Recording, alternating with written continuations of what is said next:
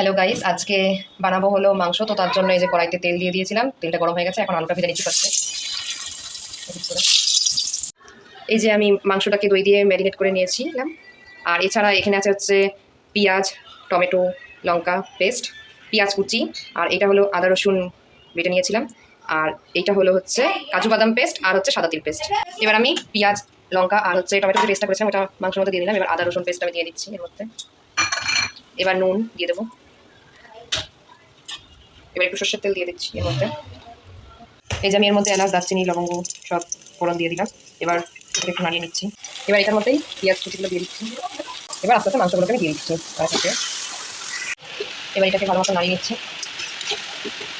মধ্যে আলুটা দিয়ে দেবো এক করে।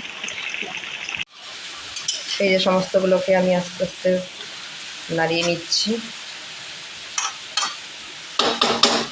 ফার্স্ট টাইম বানাচ্ছি চিকেনটা, মাঠ থেকে জিজ্ঞেস করে বলেই দিয়েছে।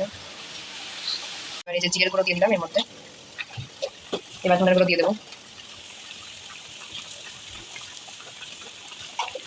এবার লঙ্কার গুঁড়োটা। এই যে লাস্ট আমি একটু চিনি দিয়ে দিলাম উপর থেকে। এবার আপনারা ইচ্ছা করলে নাও দিতে পারেন।